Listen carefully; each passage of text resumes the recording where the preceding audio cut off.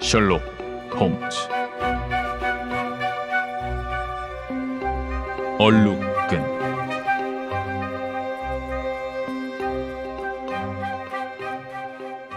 지난 8년 동안 난 친구인 셜록 홈즈가 해결한 70여 건의 사건을 연구하고 기록해왔다.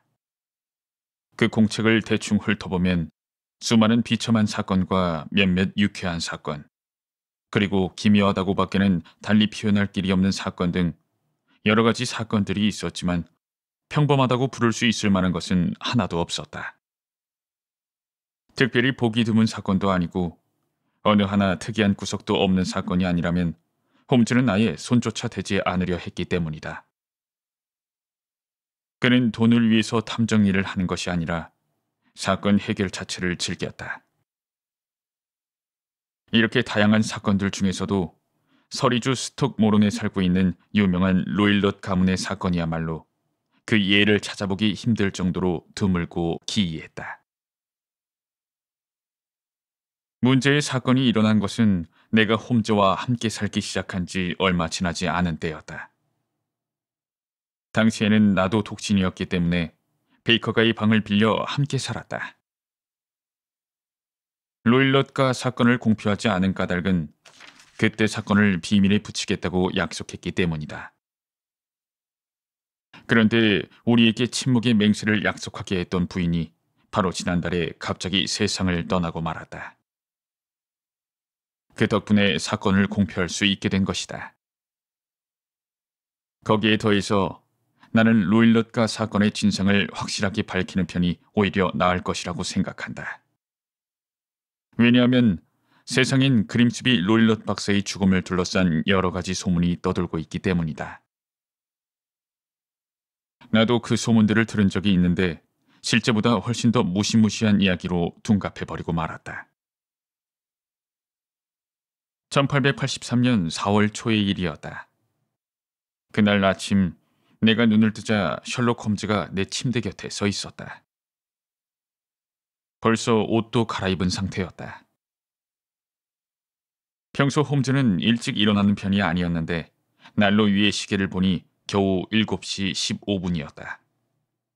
깜짝 놀란 나는 눈을 깜빡이며 홈즈를 올려다보았다. 난 언제나 일정한 시간에 일어났으므로 조금 화가 나기도 했다. 홈즈가 말했다. 잠을 깨워서 미안하네, 왓슨. 오늘도 현관을 두드리는 소리에 허드슨 부인이 잠에서 깨어난 모양이야. 부인은 그에 대한 복수로 나를 깨웠고 이번엔 내가 자네를 깨우러 온 거야. 왜 그러나, 응? 불이라도 났나? 아니, 의뢰인이 왔어. 젊은 여자가 와 있지. 매우 흥분해서는 무슨 일이 있어도 나를 만나야겠다고 고집을 피운 모양이야. 지금 거실에서 기다리고 있네. 틀림없이 급한 일로 찾아왔을 거야. 이렇게 이른 아침에 젊은 여자가 런던 거리를 뚫고 날 찾아와서는 잠들어 있는 사람을 깨울 정도이니 말일세. 흥미로운 사건이라면 자네도 처음부터 듣고 싶어 할 것 같아서 일단 알려주려고 왔네. 그렇다면 나도 놓칠 수 없지. 나에게는 홈즈가 탐정 일을 할 때 옆에서 그 모습을 지켜보는 것만큼 흥미로운 일은 없었다. 홈즈가 신속하게 추리해 나가는 모습을 지켜보면 감탄하지 않을 수가 없었으니까. 직감이 떠오르는 속도보다 빨리 추리하면서도 언제나 확실한 근거가 바탕이 되었다. 그렇기 때문에 이 방법으로 수많은 사건을 해결할 수 있었던 것이다. 난 서둘러 옷을 갈아입고 2, 3분 만에 준비를 마쳤다. 그리고 홈즈와 함께 거실로 나갔다. 검은 옷을 입고 얼굴을 베일로 가린 여자가 창가에 있는 의자에 앉아 있었다. 우리가 거실로 들어서자 그 여자가 자리에서 일어났다. 홈즈가 빙그레 웃으며 인사했다. 안녕하세요. 내가 셜록 홈즈입니다. 이 사람은 내 친구로 함께 일하고 있는 왓슨 박사입니다. 이 친구가 있다고 해서 신경 쓸 필요 없어요. 나밖에 없다고 생각하고 말하면 됩니다. 허드슨 부인이 우리를 생각해서 난로에 불을 피워주었군. 이렇게 고마울 때가. 자, 불 옆으로 와서 앉으세요. 추워서인지 떨고 있군요. 뜨거운 커피를 부탁해야겠습니다. 추워서 떠는 게 아니에요. 낮은 목소리로 이렇게 말한 여자가 홈즈가 권한 난로 옆 의자로 자리를 옮겼다. 그럼 어째서입니까? 무서워서요. 선생님, 너무 무서워요. 이렇게 대답하며 여자는 베일을 들어 올렸다. 가엾어 보일 정도로 큰 충격을 받은 듯했다. 두려움에 완전히 굳은 얼굴은 흑빛을 띠고 있었고 공주에 몰린 동물처럼 공포에 떠는 눈빛에서는 차분함이 느껴지지 않았다. 얼굴과 몸매는 30대 여자임에 틀림없었지만 벌써 새치가 보였고 완전히 여위인 모습이었다. 홈즈는 단숨에 그 여자를 아래 위로 훑어보았다. 내 친구는 그것만으로도 많은 것을 알아낼 수 있는 사람이다. 그러더니 몸을 굽혀 여자의 손목 부근을 가볍게 두드리며 위로하는 목소리로 말했다. 두려워하지 마세요. 제가 곧 문제를 해결해 드리겠습니다. 오늘 아침에 기차를 타고 오셨죠? 저에 대해서 이미 알고 계시나요? 아닙니다. 하지만 장갑을 끼고 있는 왼손에 기차 왕복표, 정확히는 돌아가는 표가 들려 있군요. 게다가 아침 일찍 집에서 나오셨나 봅니다. 이륜마차로 지느길을 달리느라 역까지 나오는데 꽤 시간이 걸렸네요. 깜짝 놀란 여자가 당황한 눈빛으로 홈즈를 바라보았다. 홈즈가 미소를 지으며 말을 이었다. 조금 더 이상할 게 없습니다. 손님의 상의 왼쪽 소매에 7군데 정도 흙탕물이 튀었으니까요. 오래전에 튄 게 아니라 채 마르지도 않았군요. 그리고 이런 식으로 흙탕물을 튀기는 건 이륜마차밖에 없죠. 마부 왼쪽에 앉았기 때문에 상의 왼쪽에 튀었고요. 이유야 어쨌든 홈즈 선생님의 말씀은 전부 사실이에요. 아침 6시도 되기 전에 집에서 나왔고 6시 20분쯤에 레더헤드에 도착해서 첫 차를 타고 워털로역까지 왔어요. 이렇게 답답한 마음을 더 이상 견딜 수가 없었어요. 이대로는 정신이 이상해질 것 같아요. 하지만 제겐 문제를 상의할 만한 사람이 없어요. 절 걱정해주는 사람이 한 명 있지만 그 사람은 그다지 믿음직스럽지가 못해요. 그런데 페린토 씨 부인에게 선생님 이야기를 들었어요. 부인이 커다란 공경에 처했을 때 도움을 주셨다고 하더군요. 부인이 선생님의 주소를 알려주었습니다. 저도 꼭 도움을 받고 싶어요. 전 지금 칠흑 같은 어둠 속에 빠져 있어요. 하다못해 희미한 빛이라도 비춰주신다면 저에게 큰 도움이 될 거예요. 지금 당장은 살해할 수 없지만 두어 달 뒤에 결혼을 하면 자유롭게 쓸 수 있는 돈이 생겨요. 그때가 되면 선생님도 제가 배은망덕한 여자가 아니라는 사실을 아실 겁니다. 책상 쪽으로 돌아앉은 홈즈가 열쇠로 서랍을 열어 조그만 사건 수첩을 꺼냈다. 페린토시라. 아, 그래 맞아. 생각났습니다. 58머리 장식과 관련된 사건이었죠. 왓슨? 이땐 아직 자네와 함께 일하기 전이었네. 이것만은 말씀드려야겠군요. 난 기꺼이 이 사건을 맡을 생각입니다. 손님의 친구인 페린토 씨 부인의 사건을 맡았을 때와 마찬가지로 성의를 다해서요. 나에겐 일이 곧 사례금입니다. 그래도 마음이 편하지 않다면 나중에 형편이 좋아졌을 때 내가 사용한 비용만 주시면 됩니다. 자, 우리에게 모든 것을 숨김없이 말해주세요. 참고가 될 만한 것이라면 하나도 빠뜨리지 말고요. 정말 어떻게 해야 좋을지 모르겠어요. 전 제 입장을 설명하는 것이 가장 두려워요. 왜냐하면 무엇이 두려운지 확실하게 말씀드릴 수가 없고 제가 이상하게 여기는 것들도 전부 다른 사람들에게는 하찮아 보이기 때문이에요. 제게는 상의하고 의지해도 좋을 만한 남자가 한 명 있어요.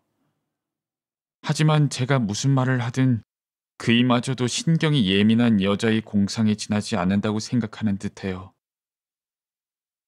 직접 그렇게 말하지는 않았지만 전 느낄 수 있어요. 그이가 내 시선을 피하고 어린애 달리듯이 위로하는 표정으로 대답하는 것을 보면 알 수가 있어요. 홈즈 선생님은 타인의 마음 깊은 곳까지 꿰뚫어보고 어떤 음모라도 전부 밝혀내신다고 들었어요. 전 위험에 빠졌습니다. 도대체 어떻게 하면 좋을까요? 제발 가르쳐 주세요. 여자의 말에 홈즈가 대답했다. 우선 어떻게 된 건지 이야기부터 들어봅시다. 저는 헬렌 스토너라고 합니다. 의붓 아버지와 함께 생활하고 있어요.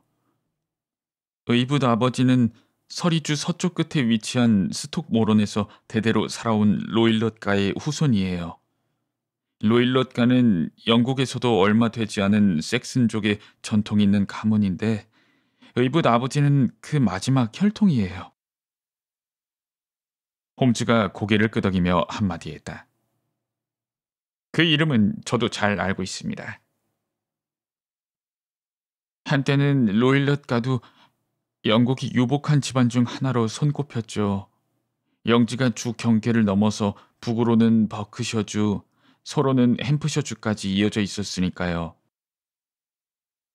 하지만 지난 한 세기 동안 4대에 걸친 가문의 장자들이 한결같이 낭비벽 있는 방탕한 사람들이었어요. 게다가 19세기 초의 섭정시대에는 도박을 좋아하는 상속자가 있어서 결국 로일럿가는 완전히 몰락해버리고 말았어요. 남은 것이라고는 몇 에이커의 땅과 지은 지 200년이나 된 낡은 저택뿐이었는데 그것도 여기저기에 저당 잡혀있는 형편이었고요. 할아버지는 그 저택에서 간신히 생활했지만 허울뿐인 귀족으로 비참하게 이를 데가 없었어요. 그의 외아들, 그러니까 제 의붓 아버지는 집안을 다시 일으켜야겠다고 생각했죠. 그래서 친척에게서 돈을 빌렸고 그 돈으로 의학 박사 학위를 취득했습니다. 의사가 된 의붓 아버지는 인도의 캘커타로 옮겨갔고 거기에서 실력을 발휘하며 열심히 산 덕에 커다란 병원을 개업했습니다. 그런데 집안에서 자꾸만 무엇인가가 없어졌고 화가 난 의붓 아버지는 감정을 다스리지 못하고 그만 인도인 집사를 때려 죽였어요. 간신히 사형은 면했지만 오랫동안 교도소에 갇혀 살았습니다. 그리고 다시 영국에 돌아왔을 땐 시리에 빠져 무뚝뚝하고 기력 없는 사람으로 변해 있었죠. 로일럿 박사는 인도에 있는 동안 스토너 부인과 결혼했습니다. 그 스토너 부인이 제 어머니예요. 어머니는 벵골 포병대의 스토너 소령과 결혼했는데 젊은 나이에 남편을 잃었어요. 언니인 줄리아와 저는 쌍둥이로 어머니가 재혼하셨을 때는 아직 2살이었죠. 어머니의 재산은 연수입 1000파운드가 넘었는데 돌아가실 때 유언으로 재산을 로일럿 박사에게 넘겨주었어요. 하지만 거기엔 조건이 있었답니다. 바로 저희 자매와 함께 사는 동안에는 1000파운드 전액을 박사에게 주지만 저희가 결혼을 하면 그중 일부를 저희 둘이 받는다는 내용이었어요. 어머니는 영국에 돌아온 지 얼마 되지 않아서 돌아가셨어요. 8년 전 크류 근처에서 있었던 기차 사고로 돌아가셨죠.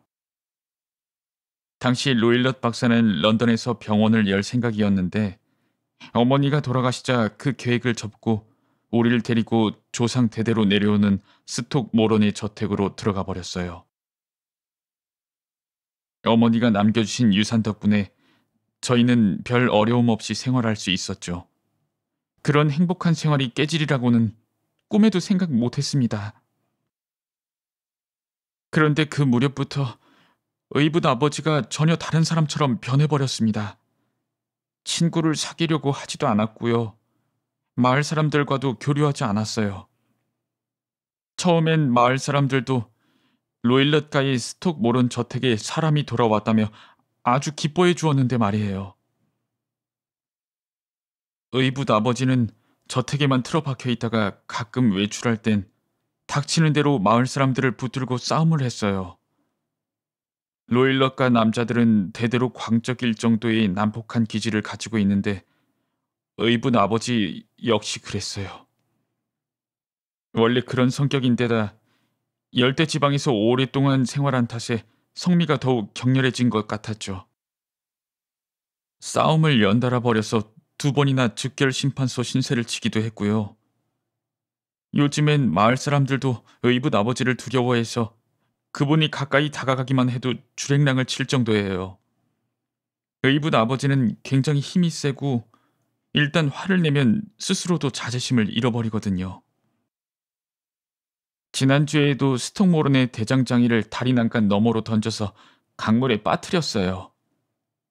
제가 있는 돈 없는 돈 다 긁어 모아서 대장장이에게 건네주고 사건을 무마했죠. 그렇게 하는 것 외에는 달리 방법이 없었어요. 의붓 아버지에게는 떠돌이 집시들을 빼고는 친구가 전혀 없었는데 그들에게 로일럿가의 토지에서 야영해도 좋다고 허락했어요. 몇 에이커나 되는 가시나무 숲을 쓰라고 한 거죠. 그에 대한 보답으로 박사는 집시들의 천막에 초대받기도 하고 때로는 몇 주일씩 집시들과 방랑하기도 해요. 그리고 의붓 아버지는 인도의 동물들을 좋아해서 인도에 있는 지인에게 편지해서 인도의 동물을 보내달라고 부탁하곤 합니다. 지금은 치타와 비비를 정원에 풀어놓고 기르고 있어요. 마을 사람들은 그 주인만큼이나 동물들도 무서워하고 있습니다. 이미 짐작하셨겠지만 언니인 줄리아와 저는 그다지 즐겁지가 못했어요. 하인들도 집에 들어오려 하지 않아서 이미 오래전부터 언니와 제가 가사를 나눠서 하고 있었죠. 언니는 30이라는 젊은 나이에 세상을 떠났어요. 그때부터 벌써 머리가 희끗희끗 새기 시작해서 지금의 저와 별반 다를 바가 없었죠. 그렇다면 언니는 벌써 돌아가셨단 말인가요? 맞아요. 정확히 2년 전의 일이에요. 제가 말씀드리고 싶은 것도 언니의 죽음이고요. 언니 줄리아와 저는 조금 전에 이야기한 대로 살고 있었어요. 그래서 나이나 신분이 비슷한 남자를 만날 수 있는 기회가 거의 없었죠. 단 짧은 기간 동안이라면 가끔 이모를 찾아뵐 수는 있었어요. 이모는 어머니의 동생으로 이름은 오노리아 웨스트페일인데 아직 독신이에요. 하루 근처에서 살고 있죠. 2년 전 크리스마스에 줄리아 언니는 이모 댁에 갔다가 거기서 휴직 중인 해병대 소령을 만나 약혼을 했습니다. 아버지는 언니가 스톡모런의 저택에 돌아와서야 두 사람이 약혼했다는 사실을 알게 되었는데 결혼을 반대하지는 않았어요. 그런데 결혼 2주일 전에 끔찍한 일이 벌어졌고 그 바람에 저는 세상에서 하나뿐인 혈육을 잃고 말았죠. 의자에 앉아있던 홈즈는 그때까지 몸을 뒤로 젖혀 몸을 깊숙이 묶고 있었다. 그리고 눈을 감은 채 머리에 쿠션을 베고 있었는데 이야기가 여기까지 진행되자 가느다랗게 눈을 떠 여자 손님을 흘끗 바라보았다. 자, 아무리 사소한 일이라도 빼놓지 말고 정확하게 이야기해 주세요. 그건 어렵지 않은 일이에요. 그때 벌어진 무시무시한 일을 하나도 빠짐없이 생생하게 기억하고 있으니까요. 아까 말씀드렸듯이 스톡모런의 저택은 매우 낡아서 우린 한쪽 건물만 사용하고 있어요.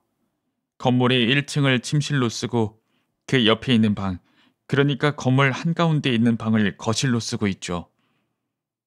거실에서 가까운 순서대로 로일럿 박사, 언니, 제 침실이 나란히 늘어서 있죠. 3개의 침실은 하나의 복도로 연결되어 있고 복도를 통하지 않으면 서로 드나들 수가 없어요. 홈즈 선생님, 이해가 되시죠? 아주 잘 알겠습니다. 3개의 침실은 모두 창문이 잔디가 자라고 있는 정원 쪽으로 나 있어요. 언니가 목숨을 잃은 그날 밤, 로일럿 박사는 평소보다 빨리 침실에 들어갔어요. 하지만 바로 잠들지는 못한 듯했어요. 언제나 피우는 인도의 독한 담배 연기 때문에 언니가 더 이상 견디지 못하고 제 방으로 찾아왔을 정도니까요. 우리 둘은 의자에 앉아서 머지않아 있을 결혼식에 대해서 한동안 이야기를 나누었어요. 언니는 밤 11시쯤 돼서 자기 방으로 돌아가려고 자리에서 일어났어요. 그런데 방을 나서려다 말고 문 앞에 서서 이렇게 말하는 거예요. 헬렌, 혹시 한밤중에 누군가 휘파람 부는 소리를 듣지 못했니? 못 들었는데. 설마 네가 자면서 휘파람을 분 건 아니겠지? 말도 안 돼. 그런데 왜? 지난 며칠 동안 새벽 3시쯤 되면 언제나 휘파람 소리가 들려오거든. 낮지만 뚜렷한 소리야. 난 잠을 깊이 자지 못하잖아? 그래서 그 휘파람 소리를 들으면 눈이 떠져. 어디서 들리는 건진 모르겠어. 옆방인 것 같기도 하고 정원인 것 같기도 하거든. 그래서 너도 그 소리를 들었는지 한번 물어본 거야. 제가 언니에게 말했습니다. 한 번도 못 들었는데 숲속에 있는 그 기분 나쁜 집시들일 거야. 그럴지도 모르겠다. 하지만 정원에서 들려오는 소리를 네가 못 들었다는 것도 이상하지 않니? 어머, 듣고 보니 그렇네. 그래도 난 언니보다 깊이 잠드는 편이잖아. 어쨌든 중요한 일은 아니니까 뭐 어때? 이렇게 말한 언니는 방긋 웃으며 내 방문을 닫았어요. 그리고 곧 언니가 자기 방문을 잠그는 소리가 들려왔죠. 그래요? 댁에서는 매일 밤 방문을 잠그는 습관이 있나요? 홈즈가 말했다. 네, 언제나 문을 잠가요. 왜죠? 말씀드렸다시피 로일럿 박사가 치타와 비비를 기르고 있어서 언니와 저는 문을 잠그지 않으면 걱정이 돼서 잘 수가 없었습니다. 그랬겠군요. 자, 이야기를 계속해보세요. 그날 밤 저는 좀처럼 잠들 수가 없었어요. 자꾸만 불길한 예감이 들어서요. 언니와 제가 쌍둥이라는 이야기는 조금 전에 했지요. 쌍둥이는 비슷한 점이 아주 많아서 이상할 정도로 마음이 잘 통해요. 궂은 날이었어요. 밖에서는 바람이 소리내어 울고 있었고 빗방울이 창을 두드리는 소리가 들려왔어요. 요란스러운 바람 소리에 섞여서 갑자기 여자의 외침이 울려 퍼졌어요. 언니의 목소리였죠. 겁에 질려서 미친 듯이 소리 지르고 있었어요. 전 침대에서 벌떡 일어나서 쇼를 걸치고 복도로 뛰어나갔어요. 방문을 여는 순간 언니 말대로 낮은 휘파람 소리가 들렸고 뒤이어 쨍그랑하는 금속 덩어리가 떨어지는 소리가 울렸어요. 언니 방 앞으로 달려갔더니 빗장을 벗기는 소리와 함께 천천히 문이 열리기 시작했죠. 전 너무 놀랐고 누가 나올지 몰라 그저 멍하니 문을 지켜보고 있었어요. 잠시 후 복도 램프의 불빛을 받으며 빠끔히 열린 문 사이로 언니가 나왔어요. 언니 얼굴은 백지장처럼 하얗게 질려 있었고 두 팔을 앞으로 뻗어 도움을 청하고 있었어요. 몸은 술 취한 사람처럼 비틀거렸고요. 제가 달려가 언니를 안았지만 언니는 그 순간 무너지듯 바닥에 쓰러져 버렸어요. 격렬한 통증을 느꼈는지 몸을 뒤틀며 괴로워했고 사지를 부들부들 떨고 있었어요. 처음엔 제가 온 것조차 모르는 줄 알았는데 제가 몸을 숙이자 제 얼굴을 본 언니가 갑자기 외쳤어요. 아, 세상에. 헬렌, 끈이야. 얼룩 끈. 그 목소리를 전 결코 잊을 수가 없어요. 언니는 계속해서 무엇인가 말하려 하며 박사의 방을 손가락으로 가리켰지만 다시 경련이 일어났기 때문에 말을 하지는 못했죠. 전 큰 목소리로 의붓 아버지를 부르며 그의 방으로 달려갔어요. 바로 그 순간 실내복을 입은 아버지가 당황한 표정으로 방 안에서 뛰쳐나왔어요. 의붓 아버지와 함께 언니가 있는 곳으로 갔을 때 언니는 이미 의식을 잃은 상태였어요. 의붓 아버지는 언니의 입에 브랜디를 흘려넣었고 마을로 가서 의사에게 치료를 부탁했지만 아무 소용도 없었어요. 언니는 점점 기력을 잃더니 의식도 회복하지 못한 채 그대로 죽음을 맞이했어요. 제 소중한 언니는 그렇게 세상을 떠나고 말았습니다. 잠깐만요. 휘파람 소리와 금속 덩어리가 떨어지는 소리를 분명히 들었습니까? 확실합니까? 홈즈가 여자 의뢰인에게 물었다. 취조할 때 주의 검시관도 같은 질문을 하더군요. 틀림없이 들었다고 생각하지만 바람이 큰 소리를 내며 불고 있었고 집도 낡아서 바람에 삐걱거리고 있었어요. 그러니 어쩌면 제가 착각한 것인지도 모르죠. 언니가 어떤 옷을 입고 있었습니까? 잠옷을 입고 있었어요. 오른손에는 타다 남은 성냥을, 왼손엔 성냥갑을 들고 있었고요. 두려운 생각이 들어서 성냥불로 방 안을 살펴보려 했군요. 지나쳐서는 안 될 중요한 사실이에요. 그런데 검시관은 어떤 결론을 내렸죠? 박사는 난폭하기로 유명했고 검시관도 예전부터 그 사실을 알고 있었기 때문에 이 사건을 면밀히 조사해 주었어요. 하지만 확실한 차인을 밝혀내지는 못했습니다. 언니 방의 문은 굳게 닫혀 있었고 창문의 덧창도 전부 닫혀 있었어요. 그 두 가지 점에 대해서는 제가 확실하게 증언했어요. 덧창은 구형인데 폭이 넓은 걸쇠가 달려 있었어요. 매일 밤 이 걸쇠를 단단히 걸어두죠. 벽도 꼼꼼히 두드려가며 조사했지만 이상한 곳은 전혀 없었어요. 바닥도 같은 방법으로 조사했지만 벽과 다를 바 없었고요.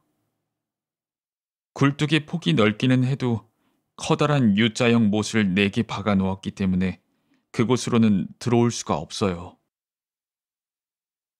그러니 그때 언니는 틀림없이 혼자 방에 있었을 거예요. 이 점은 분명합니다. 그리고 폭행을 당한 흔적도 전혀 없었고요. 독살의 흔적은 없었나요? 홈즈가 물었다. 의사 선생님이 독약 검사도 해보았지만 독은 검출되지 않았습니다. 정말 애석한 일이군요. 그럼 사인은 무엇이라고 생각합니까? 언니는 커다란 충격을 받아 완전히 겁에 질려 있었어요. 그것이 원인이 되어 죽었다고 생각해요. 선생님, 언니는 대체 무엇 때문에 그렇게 놀랐던 걸까요? 전 도저히 알 수가 없어요. 당시 숲속에 집시들이 있었나요? 글쎄요. 그 근처 어딘가에는 늘 집시 몇 명이 있었어요. 참, 그리고 언니가 끈이라고 말했다고요? 그건 무슨 뜻이었을까요? 얼룩끈이라니. 그때 언니는 제정신이 아니었어요. 그냥 되는 대로 이야기했다고 생각했는데 끈이라고 하면 밴드, 즉 몇 사람의 모임이라는 뜻도 되잖아요. 그래서 어쩌면 숲속에 모여있는 집시를 뜻하는 게 아닐까 생각도 했어요. 그렇게 보기에는 얼룩이라는 말이 걸리지만 집시들이 곧잘 머리에 두르고 다니는 얼룩무늬 수건을 말하는 걸 수도 있겠다는 생각이 들어요. 홈즈는 납득할 수 없는지 머리를 옆으로 흔들었다. 그렇게 쉬운 문제는 아니군요. 이야기를 계속해 주세요. 그렇게 2년이 지났어요. 언니가 살아있을 때보다 더 외로운 나날을 보냈죠. 그런데 어떤 남자가 한 달쯤 전에 청혼해 주었어요. 오래전부터 친구처럼 알고 지내던 아미티지, 퍼시 아미티지라는 사람이에요. 레딩에서 가까운 크레인 워터에서 사는 아미티지씨의 차남이죠. 의붓 아버지인 로일럿 박사도 이 결혼을 전혀 반대하지 않았기 때문에 우린 이번 봄에 결혼할 생각이었어요. 그런데 이틀 전의 일이었어요. 저택 서쪽에서 수리 공사를 시작했는데 실수로 제 침실 벽에 구멍을 뚫어버렸어요. 그래서 저는 언니 방으로 옮겨갔고 언니가 쓰던 그 침대에서 잠을 자게 됐어요. 어젯밤 침대에 누운 저는 언니의 끔찍한 최후를 떠올리고 있었어요. 그런데 밤이 깊어 주위가 조용해지자 언니가 죽던 날에 들었던 그 낮은 휘파람 소리가 들려오는 거예요. 온몸에 털이 곤두서는 듯한 그 공포, 홈즈 선생님도 알고 계시죠? 전 자리에서 벌떡 일어나 램프에 불을 붙였는데 방 안엔 아무것도 없었어요. 하지만 전 너무나 무서워서 침대로 돌아갈 수가 없었어요. 그대로 옷을 갈아입고 날이 밝기를 기다렸다가 바로 저택에서 빠져나왔죠. 집 맞은편에 있는 크라운 호텔로 가서 이륜마차를 불러 타고 레더헤드로 달렸어요. 그리고 선생님과 상의할 생각으로 바로 이곳에 달려왔습니다. 아주 잘하셨습니다. 이야기는 이게 전부인가요? 홈즈가 말했다. 네, 끝이에요. 솔직히 말해주시죠. 스토너 양은 로일럿 박사를 감싸주고 있어요. 감싸다니요? 왜 그런 말씀을 하시는 거죠? 홈즈는 그 물음에 답하지 않았다. 그 대신 스토너 양 무릎 위 손의 소매 끝에 달려있는 검은 레이스 장식을 들어 올렸다. 하얀 손목엔 엄지와 4개의 손가락 자국으로 보이는 5개의 검푸른 멍이 또렷하게 찍혀 있었다. 험한 일을 당하셨군요. 홈즈가 이렇게 말하자 스토너는 얼굴을 붉히며 멍이 든 손목을 가리고 말했다. 아버지는 원래 엄격해서 무엇이든 적당히 하는 법이 없어요. 우린 오랫동안 입을 다물고 있었다. 홈즈는 깍지 낀 양손 위에 턱을 올린 채 소리내며 타오르고 있는 난로불을 물끄러미 바라보았다. 드디어 홈즈가 침묵을 깼다. 아주 까다로운 사건입니다. 앞으로 어떻게 해야 할지를 결정해야 하는데 그 전에 좀 더 자세히 알고 싶은 일들이 아주 많습니다. 게다가 우물쭈물할 시간도 없고요. 오늘 우리가 스톡모런의 저택에 간다면 로일럿 박사에게 들키지 않고 방들을 조사할 수 있을까요? 마침 아버지는 오늘 아주 중요한 일이 있어서 런던에 올 거라고 했어요. 밤이 되기 전엔 돌아오지 않을 테니 방을 조사해도 상관없을 거예요. 나이든 가정부가 있지만 그다지 머리가 좋지 않아서 제가 잠시 내보낼 수 있어요. 그거 아주 잘 됐군요. 왓슨? 자네 역시 이 여행이 싫지는 않겠지? 물론이지. 그럼 왓슨과 함께 가도록 하죠. 스토너 양은 어떻게 할 생각인가요? 두어 가지 런던에서 처리해야 할 일이 있어요. 하지만 늦어도 정오 기차로는 집으로 돌아가겠습니다. 그렇게 하면 두 분이 기다리시는 일은 없겠죠?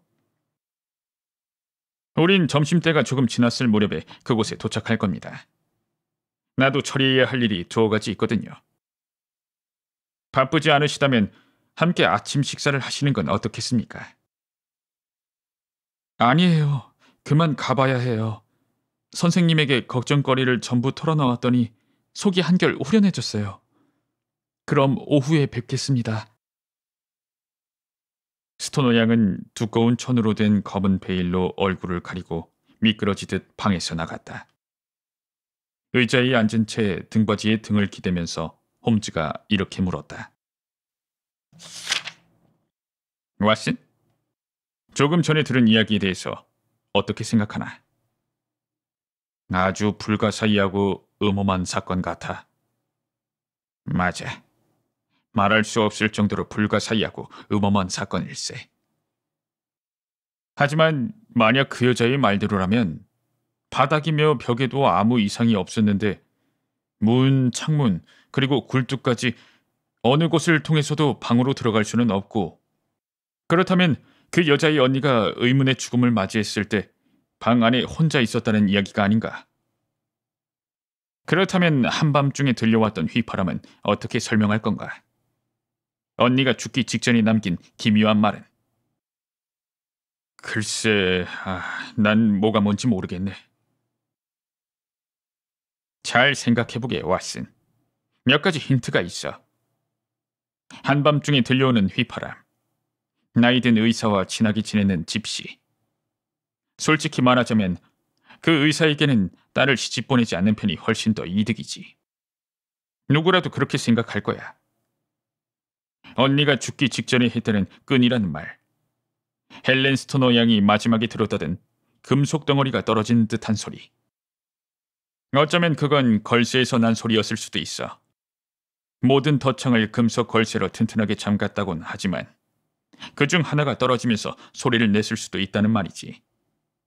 왓슨, 이 정도의 힌트만 있으면 충분하네. 이런 정황들을 바탕으로 수수께끼를 풀어낼 수 있겠어. 그렇다면 집시들은 어떻게 된 거지? 그건 잘 모르겠네. 홈즈, 자네의 추리에 아직 미흡한 점이 많은 것 같은데. 나도 그렇게 생각해. 그래서 오늘 스톡 모런의 저택으로 가려는 게 아닌가. 내 추리가 완전히 빗나갔는지 아니면 역시 내가 생각한 대로인지 확인해보고 싶네. 아이, 이건 무슨 일이야? 친구가 갑자기 소리를 지른 것은 방문이 벌컥 열렸고 문 앞엔 거구의 사내가 떡 버티고 서 있었기 때문이다. 그 사람은 농부 같기도 하고 신사 같기도 한 기묘한 복장을 하고 있었다. 검은 실크 해트를 쓰고 있었고 긴 프로코트를 입고 있었으며 다리에는 각반을 감고 있었고 말을 타고 사냥할 때 쓰는 채찍을 흔들면서 서 있었다. 모자 끝이 문틀 위에 닿을 만큼 키가 컸고 양쪽 문설주에 닿을 만큼 어깨가 넓었다. 주름투성이에 검게 그을린 한눈에도 성질이 급하다는 것을 알 수 있는 커다란 얼굴이 우릴 번갈아가며 바라보았다. 신경질적인 눈에 높고 커다란 코까지 사냥감을 노리는 늙은 맹금류가 떠오르는 얼굴이었다. 누가 홈즈지? 내가 홈즈입니다. 하지만 난 당신이 누군지 모르겠는데요. 갑자기 뛰어든 사내가 따지듯 묻자 홈즈가 조용히 대답했다. 스톡모런에 사는 그림스비 로일럿 박사다. 그렇습니까? 박사님, 들어와서 앉으시죠. 홈즈가 상냥하게 말했다. 네 의자에 앉을 생각 따위는 없다. 여기에 내 딸이 왔었지. 내가 그의 뒤를 쫓아왔다고. 딸이 무슨 말을 했냐? 계절에 어울리지 않게 날이 너무 춥군요. 홈즈가 이렇게 말하자 노인이 화를 내며 벌컥 소리를 질렀다. 딸애가 무슨 말을 했지? 크로커스도 곧 필 것 같다던데요. 내 친구는 계속해서 딴청을 피웠다. 뭐야? 우물쭈물 넘어갈 생각인가? 응? 남자가 한 발 앞으로 다가서서 손에 들고 있던 채찍을 흔들며 말했다. 네 녀석에 대해서는 이미 다 알고 왔다. 이 악당 같은 녀석아. 벌써 옛날부터 이야기를 들었다고. 남의 일에 참견하기 좋아하는 녀석. 홈즈가 빙그레 웃었다. 홈즈, 이 오지랖 넓은 놈. 홈즈가 더욱 크게 웃기 시작했다. 홈즈, 이 런던 경찰국의 앞잡이 녀석. 건방 떨지 마. 홈즈는 더 이상 참지 못하고 킬킬대며 웃기 시작했다. 말씀을 아주 재미있게 하시는군요. 홈즈는 한마디 더 덧붙였다. 돌아가실 때는 문을 꼭 닫고 가주십시오. 틈새로 바람이 술술 들어오네요. 이야기가 끝나면 가지 말래도 갈 거다. 잘 들어. 쓸데없이 내 일에 참견하지 말라고. 딸애가 여기에 왔었다는 걸 알고 있어. 다 지켜봤다고. 난 그렇게 만만한 상대가 아니야. 내가 어떤 사람인지 보여주지. 성큼성큼 우리 쪽으로 걸어온 거구의 사내는 부젓가락을 집어들더니 검게 그을린 커다란 두 손으로 그것을 휘어버렸다. 알겠나? 내 눈에 띄지 않는 게 좋아. 이렇게 외친 거구의 손님은 부젓가락을 난로 안으로 집어 던지고는 다시 성큼성큼 걸어서 방 밖으로 나갔다. 꽤 귀여운 양반이로군. 홈즈가 웃으며 말을 이었다. 로일럿 박사만큼 거구는 아니지만 내 완력도 무시할 수는 없지. 조금만 더 시간이 있었다면 내 실력도 보여줄 수 있었을 텐데. 이렇게 말하며 홈즈는 휘어진 부젓가락을 집어들고 힘을 주어 원래대로 펴놓았다. 로일럿 박사가 나를 제멋대로 경찰의 앞잡이라고 부르다니. 하지만 박사가 와준 덕분에 수사가 더 재밌어졌어. 우리 친구인 그 젊은 아가씨가 아까 그 난폭한 노인에게 더 이상 미행을 당하지 않았으면 좋겠군. 왓슨? 어쨌든 아침부터 먹자고. 그런 다음 난 결혼 허가증이며 유언 같은 기록이 쌓여있는 등기소에 가야겠네. 두어 가지 기록을 살펴봐야 하거든. 이번 사건을 해결하는 데 도움이 될지도 모르겠어. 셜록 홈즈는 오후 1시 가까이가 돼서야 집으로 돌아왔다. 손엔 마구 갈겨 쓴 글자며 숫자가 적힌 푸른색 종이를 들고 있었다. 죽은 로일럿 박사 부인의 유언장을 보고 왔네. 그 유언장에 적힌 유산이 현재 어느 정도의 가치를 지니고 있는지 보고 왔지. 그렇게 하지 않으면 유언의 의미를 정확하게 알 수 없거든. 부인이 세상을 뜰 무렵에는 유산에서 전부 1,100파운드에 달하는 돈이 나왔네. 하지만 지금은 농산물 가격이 내려가서 750파운드 이하로 떨어졌지. 딸들은 결혼을 하면 한 사람당 각각 250파운드씩 받을 권리가 생겨. 따라서 두 딸이 모두 결혼해버리면 박사가 손에 쥐는 돈은 쥐꼬리만하게 줄어들지. 둘 중 한 명만 결혼해도 박사는 상당한 타격을 입게 되네. 오전에 한 일이 헛수고는 아닌 듯 싶어. 덕분에 박사에게 딸들의 결혼을 방해할 만한 아주 중요한 동기가 있다는 사실을 알게 됐으니까. 왓슨, 사태가 아주 심각해서 더 이상 이러고 있을 시간이 없네. 특히 우리가 관여하기 시작했다는 사실을 그 노인이 알아차렸으니 더욱 서둘러야 할 거야. 자네가 준비를 마치면 마차를 불러서 워털루로 가세. 권총을 주머니에 넣어두게. 엘리 2번 권총이 좋을 걸세. 상대는 부젓가락을 휘어버릴 만큼 힘이 강하니까. 거기에 칫솔 하나만 더 가져가면 충분할 걸세.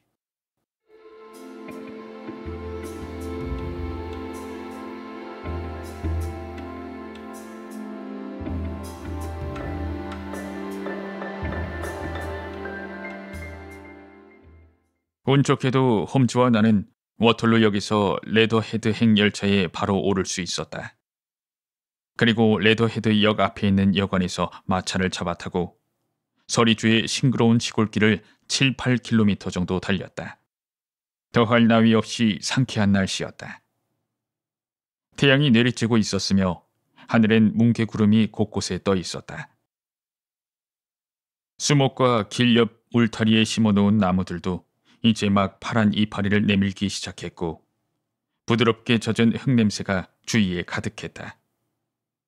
봄 기운이 느껴져 기분이 좋았다. 하지만 우리를 기다리고 있는 것은 흉악한 사건을 파헤칠 조사였다. 이렇게도 상반되는 일이 한꺼번에 일어나다니 참으로 기묘했다. 바로 그때 모자를 눌러 쓴 채 생각에 깊이 잠겨있던 홈즈가 자리에서 벌떡 일어나더니 내 어깨를 두드렸다.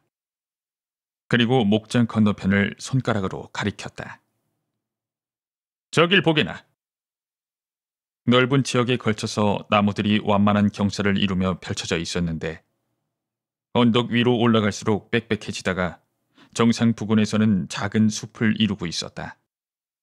나뭇가지 사이로 낡은 저택의 회색 맞배 지붕과 지붕에 걸쳐놓은 마룻대가 솟아올라 있었다.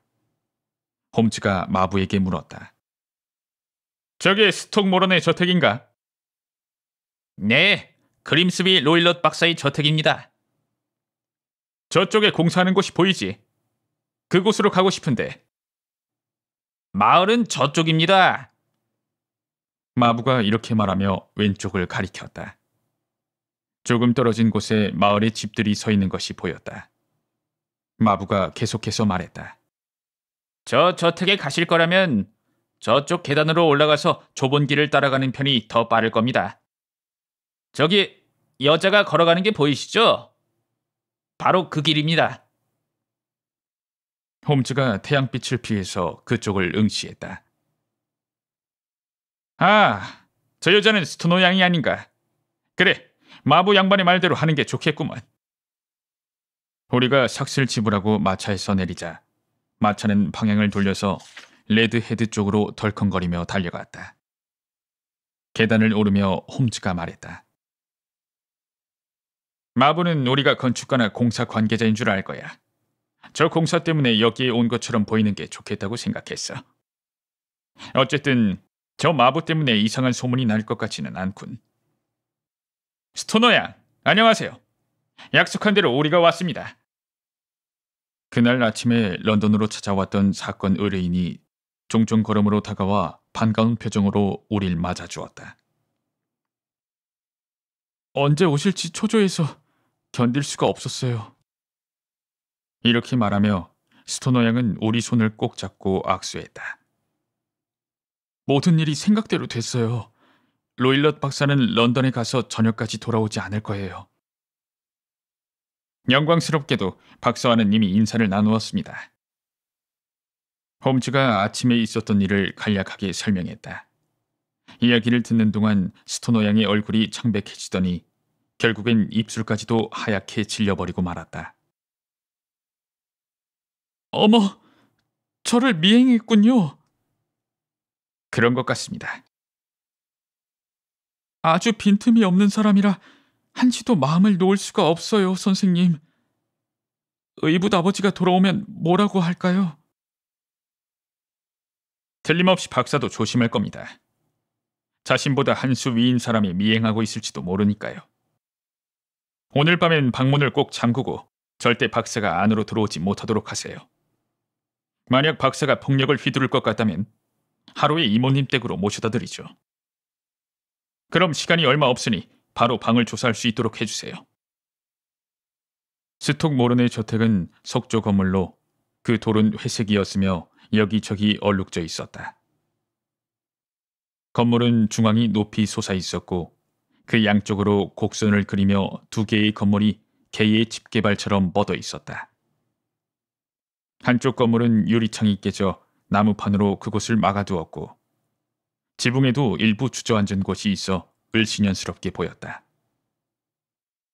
중앙에 있는 건물은 어느 정도 손을 보긴 했지만 그래도 을씨년스럽기는 마찬가지였다. 이 두 건물에 비해서 오른쪽에 있는 건물은 그래도 깨끗해 보였다. 창에 덧창이 붙어 있고 굴뚝에서 푸르스름한 연기가 피어오르는 것으로 봐서 일가는 왼쪽 건물에서 생활하는 듯했다.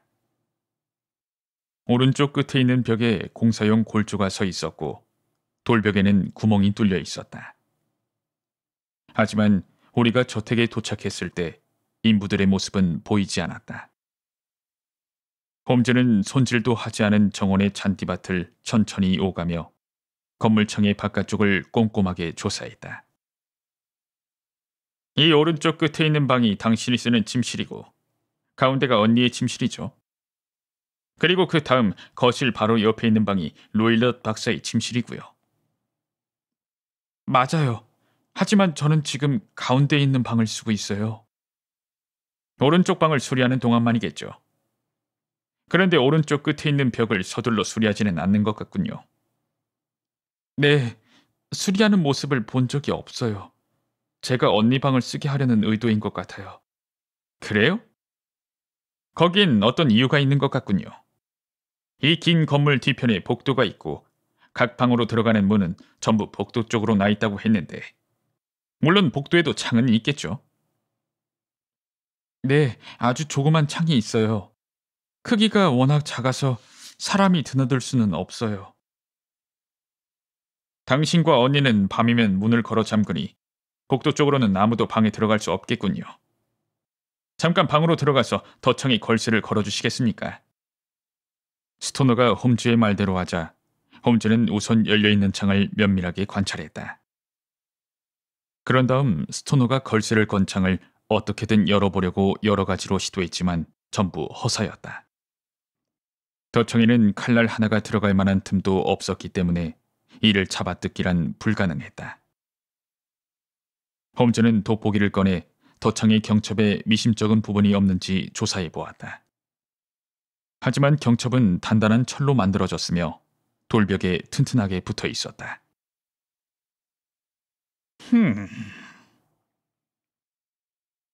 홈즈가 조금 당황한 표정으로 턱을 긁적이며 말했다. 내 추리도 난관에 부딪힌 것 같군. 걸쇠를 걸어놓으면 아무도 이 창문을 통해서 안으로 들어갈 수가 없어. 수수께끼를 풀 열쇠가 방 안에 있는지 조사해 보도록 하세. 건물 옆으로 난 작은 문을 통해서 뒤쪽에 있는 복도로 들어갔다. 회반쪽을 바른 복도의 하얀 벽면에 3개의 방으로 통하는 문이 나란히 늘어서 있었다. 홈즈가 3번째 방은 조사하려고도 하지 않았기에 우린 바로 가운데에 있는 방으로 들어갔다. 가운데 방은 지금 스토너가 침실로 쓰고 있는 방, 즉 언니가 최후를 맞이한 방이었다. 안락해 보이는 조그만 침실이었다. 낮은 천장에 벽난로가 커다란 입을 벌리고 있는 옛날 시골집 분위기를 살린 방이었다. 한쪽 모퉁이에 갈색 옷장이 있었으며 다른 쪽 모퉁이에는 하얀 시트를 씌운 좁은 침대가 놓여 있었다. 창 왼쪽으로는 화장대가 있었고 그것 말고 이 방에 있는 물건이라고는 조그만 등나무 의자 2개와 방의 한가운데에 깔린 네모난 갈색 윌턴 카페뿐이었다. 바닥에 깐 판자와 벽에 댄 판자는 갈색 참나무로 만든 것이었는데 모두 벌레 먹은 흔적이 있었을 정도로 집을 지은 뒤 한 번도 갈지 않은 것 같았다. 홈즈는 의자 하나를 한쪽 구석으로 가져가 거기에 앉아서는 아무 말 없이 사방을 둘러보고 방의 모습을 구석구석 살폈다. 드디어 홈즈가 입을 열었다. 저 벨은 어디와 연결되어 있습니까? 홈즈는 이렇게 말하며 침대 옆으로 늘어져 있는 벨의 끈을 가리켰다. 둥그렇게 묶어둔 끈의 끝이 침대 머리맡까지 내려와 있었다. 가정부의 방과 연결되어 있어요. 스토너가 대답했다. 다른 물건들보다 새 것 같은데요. 네, 한 2년 전에 달았어요. 언니가 원해서 단 건가요? 아니요. 언니가 저걸 썼다는 이야기는 한 번도 들은 적이 없어요. 우린 평소부터 자기 일은 자기가 알아서 했으니까요. 애초부터 이런 끈을 달아둘 필요가 없었다는 이야기로군요. 이곳 바닥을 조사해 볼 테니 잠깐만 기다려보세요. 이렇게 말한 홈즈는 돋보기를 손에 들고 바닥에 엎드렸다. 그 자세를 유지한 채 날렵하게 앞뒤로 몸을 움직여 바닥의 널빤지 사이사이를 꼼꼼하게 살펴보았다. 같은 방법으로 벽 안쪽에 붙여둔 판자도 조사하기 시작했다. 조사를 마친 홈즈는 침대 쪽으로 다가가 한동안 그것을 바라보다가 벽 쪽으로 시선을 돌려 천장부터 바닥까지 구석구석 살피기 시작했다. 그리고 마지막으로 벨에 연결된 끈을 힘차게 잡아당겼다. 뭐야? 장식이었나? 홈즈가 말했다. 안 울리나요? 네, 벨과 연결되어 있지도 않고요. 이거 아주 재밌는데요? 잘 보세요, 스토너야. 환기구의 조그만 구멍 바로 위에 갈고리가 있고 끈을 거기에 묶어놓은 게 보이시죠? 왜 이런 짓을 한 거죠? 전 지금까지 전혀 모르고 있었어요. 이상한데. 끈을 잡아당기며 홈즈가 중얼거렸다. 이 방엔 한두 군데 아주 이상한 점이 있어. 예를 들자면 환기구의 끝이 옆방과 연결되어 있는 것도 그렇지. 멍청이 중에 멍청이가 만든 것이 분명해. 이왕 뚫을 바에는 바깥쪽으로 뚫으면 그만 아닌가. 그 환기구도 최근에 뚫은 것이에요. 베레끈도 그때 매단 건가요? 맞아요. 그때 세심하게 손을 본 것이 네댓 군데쯤 돼요. 뭔가 말 못할 이유가 있었던 듯하군요. 장식으로 달아놓은 벨끈이며 아무짝에도 쓸모없는 환기구라니. 스토너 양, 괜찮다면 옆방도 좀 살펴보고 싶은데요. 그림스비 롤럿 박사의 방은 딸의 방보다는 조금 더 넓었지만 쓸데없는 가구가 놓여있지 않은 점은 다를 바가 없었다. 접었다 폈다 할 수 있는 침대와 나무로 만든 작은 책장이 있었다. 책장엔 책들이 빼곡하게 들어차 있었는데 대부분이 전문 서적이었다. 침대 옆엔 팔걸이 달린 의자가, 벽 쪽으로는 소박한 의자가 하나 놓여 있었다. 그 외에는 원탁과 커다란 철제 금고 정도만 눈에 띄었다. 홈즈는 천천히 방 안을 돌아다니며 가구를 하나하나 꼼꼼히 조사해 나갔다. 여기엔 뭐가 들어있죠? 금고를 두드리며 홈즈가 물었다. 아버지의 서류가 들어있어요. 그럼 스토너 양은 이 안을 본 적이 있습니까? 몇 년 전에 딱 한 번요. 안은 서류로 가득 차 있었어요. 이 금고 안에 고양이 같은 걸 기르지는 않겠죠? 그럴 리가 있겠어요? 정말 재미있는 생각을 하시네요. 이걸 한번 보세요. 홈즈가 금고 위에 놓여있던 우유가 든 접시를 집어들었다. 고양이를 키우지 않아요. 치타와 비비를 키우기는 하지만. 그래, 맞아. 그랬죠.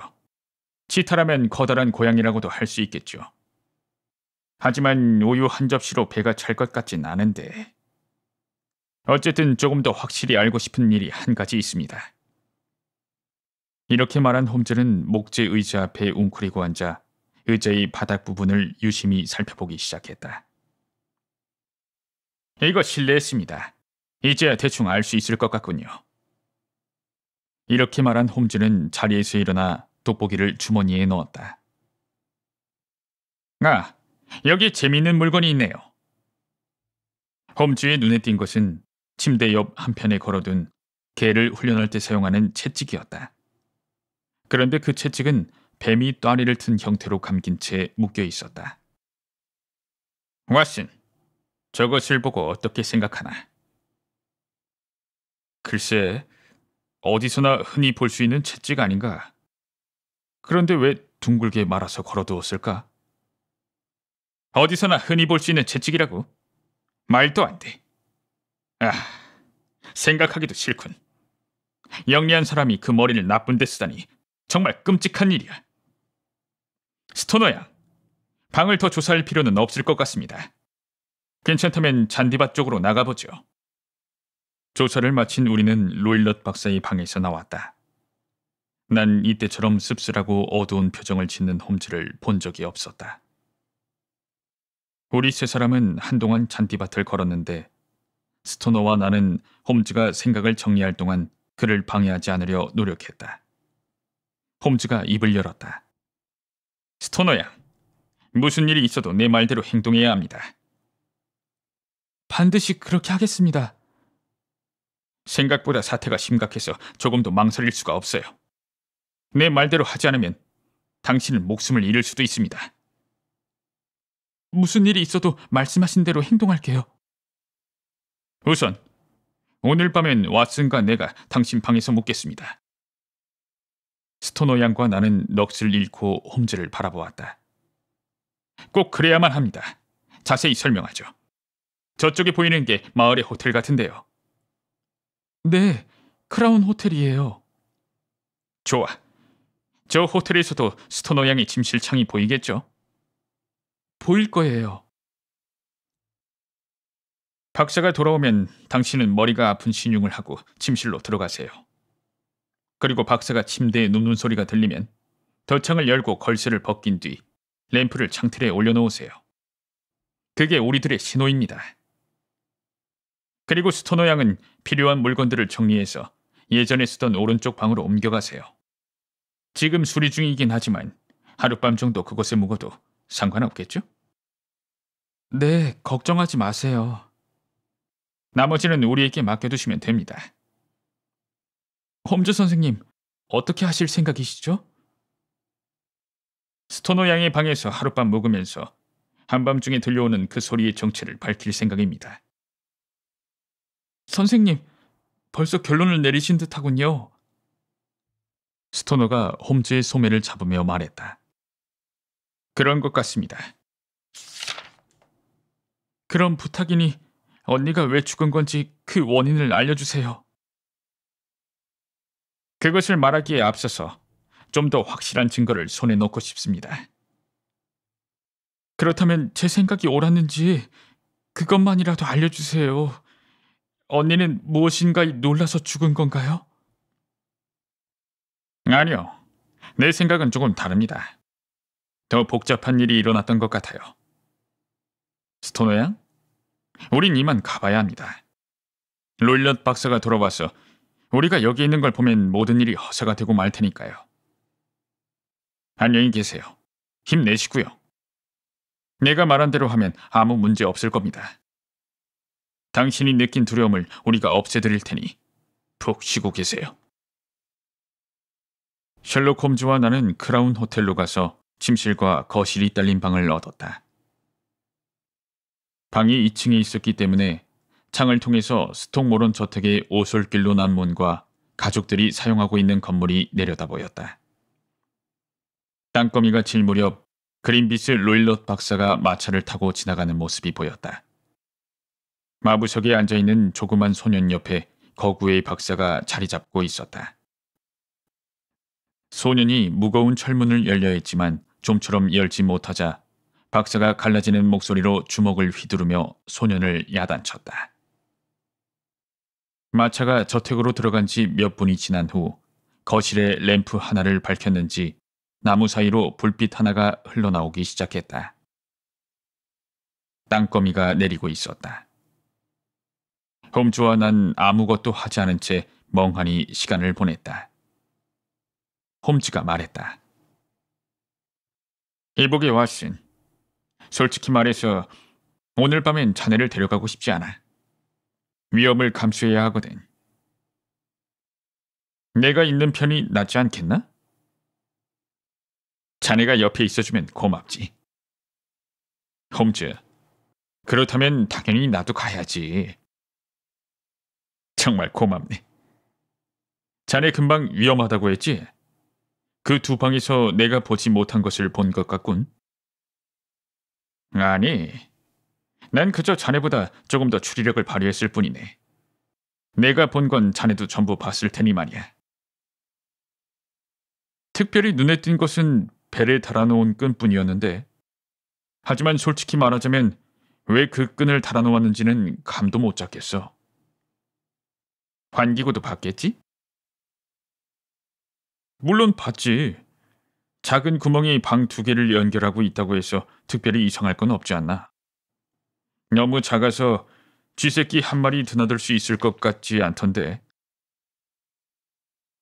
스톡모런의 저택에 오기 전부터 난 환기구가 있을 것이라고 짐작하고 있었네. 뭐라고? 잘 생각해보게. 스토너 씨가 말하기를 언니가 로일럿 박사의 담배 냄새 때문에 자기 방으로 건너왔다고 하지 않았나. 그것을 듣고 두 방 사이에 조그만 구멍이 뚫려 있다는 사실을 바로 알 수 있었지. 그것도 아주 조그만 구멍일 것 같았어. 그렇지 않다면 검시관이 조사했을 때 그 점을 지적했을 테니까.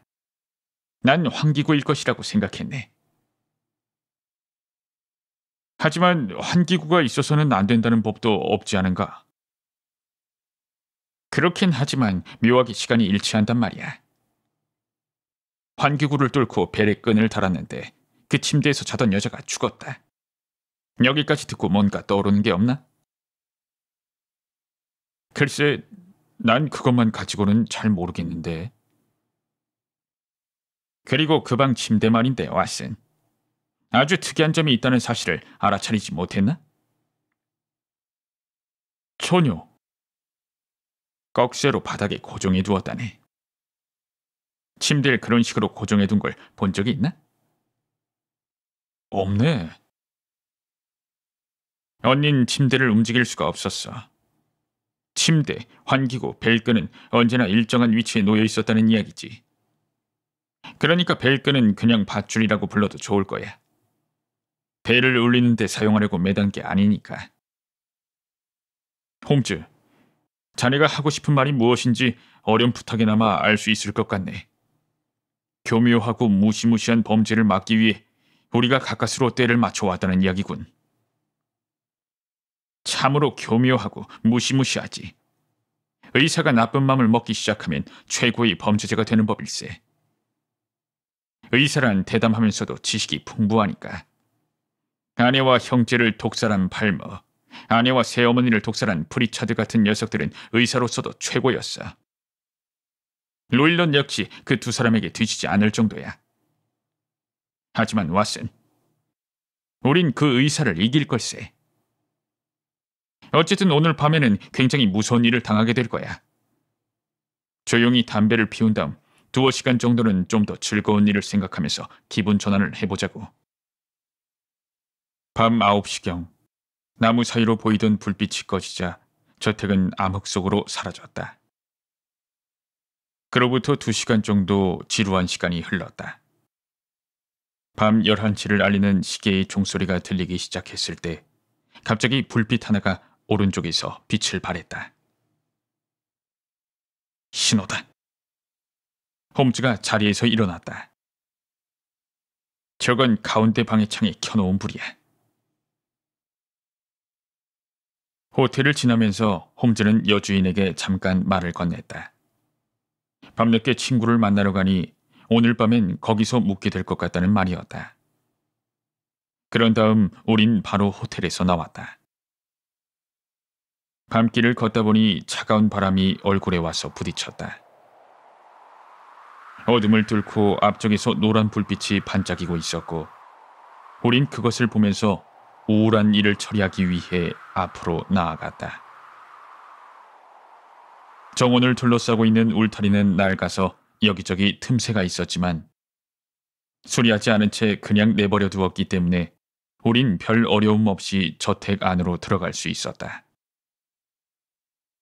수목에 몸을 숨겨가며 정원의 잔디밭이 있는 곳까지 접근한 우리는 잔디밭을 가로질러 창을 통해서 방 안으로 들어가려 했다. 그때였다.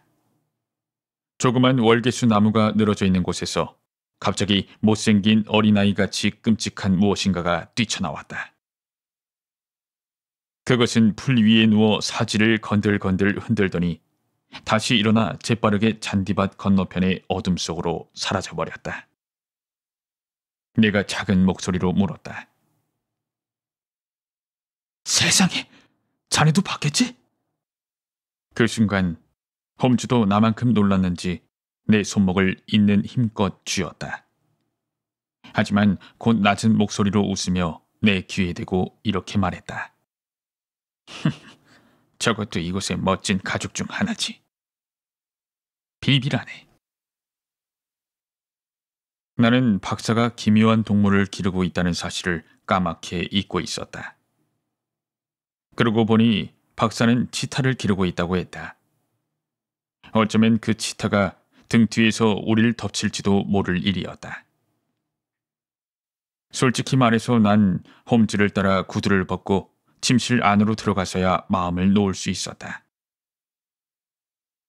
홈즈는 소리가 나지 않도록 가만히 덧창을 닫았다. 그리고 램프를 탁자 있는 곳으로 가져오더니 방 안을 한 바퀴 둘러보았다. 모든 것이 낮에 본 그대로였다. 발소리를 죽여서 내게 다가온 홈즈가 두 손을 동글게 말아 내 귀에 대고 가만히 속삭였다. 간신히 알아들을 수 있을 정도로 작은 목소리였다. 조금이라도 소리를 내면 우리 계획은 엉망이 되네. 알았다는 신호로 나는 고개를 끄덕였다. 우린 불을 끄고 가만히 기다리고 있어야 하네. 환기구를 통해 스며든 불빛으로 박사가 눈치를 챌지도 모르니까. 난 다시 고개를 끄덕였다. 잠들면 안 돼, 왓슨. 목숨이 걸린 일이야. 만약을 위해서 권총을 준비해두게나. 난 침대에 앉아있겠네. 자는 저쪽에 있는 의자에 앉아있으면 되겠어. 나는 권총을 꺼내서 탁자 한쪽에 올려놓았다. 홈즈는 얇고 기다란 지팡이를 가지고 있었는데 그것을 침대 위에 올려놓았다. 그리고 그 옆에 성냥갑과 짧은 초를 올려놓은 다음 램프를 껐다. 우린 칠흑 같은 어둠 속에서 그대로 조용히 앉아 있었다. 이 소름 끼치는 불침번을 나는 결코 잊지 못할 것이다. 아무 소리도, 심지어 숨소리조차 들리지 않았다. 하지만 홈즈는 내게서 1미터도 떨어지지 않은 곳에서 눈을 뜬 채로 자리를 지키고 있을 것이다. 그는 긴장해서 신경이 날카로워져 있었으며 나도 마찬가지로 잔뜩 긴장해 있었다. 덫창이 안으로 들어오는 빛을 완전히 차단하고 있었기 때문에 우린 새카만 어둠 속에서 기다려야만 했다. 밖에서 때때로 밤새의 울음소리가 들려왔고 우리가 있는 방의 창가 부근에서는 고양이 울음 같은 소리가 한 번 들렸다. 그 소리를 듣고 박사가 진짜로 지타를 풀어서 기르고 있다는 사실을 알 수 있었다. 저 멀리서 15분마다 때를 알리는 교회의 종소리가 굵고 낮게 울려 퍼졌다. 그 15분이 왜 그렇게도 길었는지 12시, 1시, 2시, 3시. 그래도 우리는 묵묵히 앉아서 무슨 일이 일어나기만을 기다리고 있었다. 천장의 환기구에서 갑자기 불빛이 번쩍했다. 하지만 그것은 곧 사라져버렸다. 뒤이어 기름이 타는 냄새와 금속이 뜨거워졌을 때 나는 냄새가 코를 찌르기 시작했다. 옆방에서 누군가가 갓을 씌운 램프에 불을 붙인 것이다. 무엇인가 조용히 움직이는 소리가 들리는가 싶더니 다시 조용해졌다. 그러는 동안에도 냄새는 더욱 강렬해졌다. 30분 동안 난 가만히 귀를 기울이고 있었다. 갑자기 새로운 소리가 들려오기 시작했다. 아주 희미하고 조심스러운 소리로 주전자가 쉴 새 없이 수증기를 뿜어 올리는 듯한 소리였다. 그 소리를 듣는 순간 홈즈가 침대에서 벌떡 일어나더니 성냥불을 켜고 미친 사람처럼 지팡이로 벨끈을 내리치기 시작했다. 왓슨! 보이나? 홈즈가 소리쳤다. 그리고 다시 한번 외쳤다. 그것을 보았나? 하지만 내 눈엔 아무것도 보이지 않았다. 홈즈가 성냥불을 켠 순간 낮고 뚜렷한 휘파람 소리가 들렸지만 어둠에 익숙해져 있던 눈에 불빛이 너무 밝아서 홈즈가 무엇을 그렇게 미친 듯이 때리고 있는지 보이지 않았다. 단 홈즈의 얼굴은 볼 수 있었다. 그의 얼굴은 죽은 사람처럼 하얗게 질려 있었고 공포와 혐오로 가득했다. 홈즈가 손을 멈추고 환기구를 올려다볼 때였다. 갑자기 온몸의 털이 곤두설 만큼 끔찍한 비명소리가 밤의 정적을 찢어놓았다. 평생 그런 비명소리는 처음이었다. 그 갈라진 신음소리는 점점 커졌는데 괴로움과 공포와 분노가 한데 섞여있는 끔찍한 외침이었다. 나중에 들은 이야기지만 저택에서 내려다 보이는 마을과 멀리 떨어져 있는 목사 저택에까지 그 소리가 울려 퍼져 사람들의 잠을 깨웠다고 한다. 그 소리를 들은 우리는 몸이 얼어붙는 것 같았다. 난 자리에서 일어나 홈즈를 바라보았고 홈즈도 날 바라보았다. 드디어 외침의 마지막 울림이 밤의 어둠 속으로 빨려 들어갔다. 어떻게 된 거지? 내가 간신히 홈즈에게 물었다. 모든 것이 끝났네. 결국 이것이 제일 잘된 것일지도 모르겠군. 권총을 들고 따라오게. 함께 롤럿 박사의 방으로 가보지. 홈즈가 긴장한 표정으로 램프에 불을 붙이더니 앞장서서 복도를 지나 옆방으로 갔다. 박사의 침실 문을 2번 두드렸지만 대답이 없었다. 홈즈는 문의 손잡이를 돌려 안으로 들어섰다. 나도 손에 장전한 권총을 들고 홈즈의 뒤를 따라 들어갔다. 기괴하기 짝이 없는 광경이 우리 눈앞에 펼쳐졌다. 탁자 위에 갓을 씌운 랜턴이 놓여 있었는데 그 갓이 반쯤 벗겨져 있었다.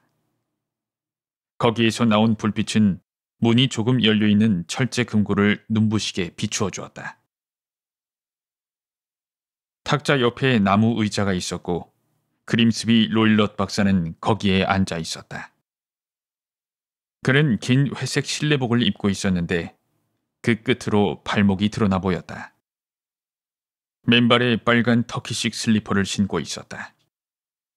무릎 위에는 우리가 오늘 낮에 본 그 긴 채찍의 손잡이가 옆으로 놓여 있었고 박사는 턱을 앞으로 내민 채 무시무시한 눈빛으로 천장의 한쪽 모퉁이를 가만히 바라보고 있었다. 눈썹 부근에 갈색 얼룩무늬가 들어간 기묘한 노란색 끈이 단단히 감겨 있었다. 우리가 방으로 들어섰는데도 박사는 손 하나 까딱하지 않았고 아무 소리도 내지 않았다. 끈! 얼룩끈이야! 홈즈가 중얼거렸다. 내가 박사 쪽으로 한 걸음 다가선 순간 박사의 머리에 감겨있던 기묘한 끈이 움직이기 시작했다. 그 끈은 박사의 머리카락 쪽에서 평평한 마른 목골에 커다란 머리를 들어올려 부풀어 오른 목을 내밀고 있었다. 연못 독사다! 홈즈가 외쳤다. 인도에서도 가장 위험한 뱀이지. 박사는 저 뱀에 물린 지 10초도 안 돼서 죽었을 거야. 타인에게 해를 가하면 자신에게 그것이 돌아오고 타인을 함정에 빠뜨리려 하면 그것이 자신의 무덤이 된다는 말도 있지 않은가. 우선 이 녀석을 우리 안에 넣어두세. 그런 다음에 스토너 양을 다른 안전한 곳으로 데리고 가자고. 이 모든 일이 끝난 다음에 주 경찰에 알려도 늦진 않을 거야. 이렇게 말하면서 홈즈는 죽은 사람의 무릎 위에 놓여있던 채찍을 얼른 집어 끝에 매듭을 하나 만들었다. 그리고 그 매듭을 뱀의 머리 쪽으로 던져 시신의 머리 위에 있던 뱀을 바닥으로 끌어내렸다. 홈즈는 뱀이 가까이 오지 못하도록 하면서 철제 금고까지 끌고 가 금고 안으로 집어 던지고는 문을 닫아버렸다. 이상이 스톡모론 저택의 그림스비 롤럿 박사의 죽음에 대한 진상이다. 이야기가 너무 길어졌으니 그 이후의 경과에 대해서 길게 늘어놓지 않겠다. 두려움에 떨고 있던 젊은 여자에게 이 슬픈 소식을 전하고 그날 아침 기차로 하루까지 가서 그녀를 다정한 이모님 댁으로 데려다 주었다. 수사의 혼선을 빚던 경찰은 결국 박사가 위험한 애완동물과 놀다가 부주의로 죽음을 맞이하게 된 것이라는 결론을 내렸다. 난 이 사건에 대해서 몇 가지 이해할 수 없는 점들이 있었는데 이튿날 집으로 돌아오는 기차 안에서 홈즈가 그 궁금증을 풀어주었다. 난 완전히 잘못된 결론을 내리고 있었네, 왓슨. 어떤 경우라도 불충분한 자료를 바탕으로 추리하는 게 얼마나 위험한 일인지 다시 한번 뼈저리게 느꼈어. 그 가엾은 여자가 끈이라고 말했다고 했지. 잔뜩 겁에 질려서 성냥불에 비춰본 것을 끈이라고 표현한 것이네. 거기에 집시들이 있었다는 말도 했지. 이 두 가지만 듣고 나는 잘못된 추리를 했어. 하지만 창이나 문을 통해서는 절대 안으로 들어가 방에 있는 사람을 해칠 수 없다는 사실을 알자마자 바로 내 추리를 수정했다는 점만은 자랑해도 좋을 듯하네. 예전에도 말했듯이 환기구와 침대 위로 늘어져 있는 벨끈이 가장 먼저 눈에 띄었네. 살펴보니 끈은 장식에 불과했고 침대는 바닥에 고정되어 있더군. 그 사실을 안 순간 뭔가 좀 이상한 느낌이 들었어. 끈은 환기구의 구멍에서 침대까지 무엇인가를 내려보내기 위한 다리가 아닐까 하는 생각이 들더군. 그때 머리에 뱀이 떠올랐지. 거기다 박사가 인도의 동물들을 구해다가 기른다는 말도 들었으니 드디어 내 추리의 앞뒤가 맞아떨어지기 시작했네. 롤럿 박사는 머리가 좋고 냉혹하며 동양에서 의사 생활을 한 사람일세. 화학적인 검사로도 발견되지 않은 독살법이라고 하면 당연히 뱀이 떠오르지 않겠나. 그리고 그런 종류의 독은 효과가 매우 빠르다는 점도 박사에게는 몹시 유리했지. 아주 날카로운 검시관이 아니면 뱀에 물린 검고 조그만 이빨 자국 2개를 발견해낼 리도 없고, 그리고 다음엔 휘파람을 떠올렸다네. 박사는 날이 밝기 전에 독사의 희생양이 된 사람의 방에서 뱀을 불러들여야만 했지. 그래서 박사가 불러들이면 되돌아오도록 뱀을 훈련시켰을 거야. 아마 우리가 봤던 그 우유를 이용했을 걸세. 적당한 시간을 노리고 있다가 뱀을 환기구 안으로 들여보내면 뱀은 끈을 타고 내려와 정확히 침대 위에 이르게 되네. 뱀이 여자를 물 수도 있고 물지 않을 수도 있어. 하지만 언젠간 희생양이 될 수밖에 없지. 홈즈가 계속해서 말했다. 박사의 방에 들어가기 전까지 이런 결론들을 내리고 있었네. 방 안으로 들어가 의자를 살펴보니 박사가 자주 의자 위에 올라갔다는 사실을 알겠더군. 의자에 올라가지 않으면 환기구에 손이 닿지 않았겠지. 금고, 우유가 담긴 접시, 둥글게 말아놓은 채찍, 이런 것들을 보니 더 이상 의심의 여지가 없더군. 스토너 양이 들어다던 금속이 떨어지는 듯한 소리는 금고의 문을 닫는 소리였을 걸세. 박사가 금고 속에서 기르고 있던 소름 끼치는 짐승을 서둘러 그 안에 가두어 버린 거지. 이런 결론을 내린 뒤에 내가 어떤 방법으로 사건을 해결했는지는 자네도 잘 알고 있겠지. 왓슨, 틀림없이 자네도 들었을 거라 생각하네. 뱀이 씩씩하며 움직이던 소리 말이야. 난 바로 불을 켜고 뱀을 공격했지. 그렇게 해서 뱀을 환기구 안으로 다시 몰아넣은 건가? 맞아. 환기구 너머에 있는 주인에게 되돌아가게 했네. 뱀은 내 지팡이에 수도 없이 얻어맞았어. 그 바람에 자신의 소굴로 가던 중에 본능이 머리를 쳐들었지. 그래서 처음 만난 사람에게 덤벼들었을 거야. 그러니 그림스비 롤럿 박사의 죽음엔 간접적이나마 내 책임도 있다네. 그렇다곤 해도 양심의 가책이 그리 심하진 않군.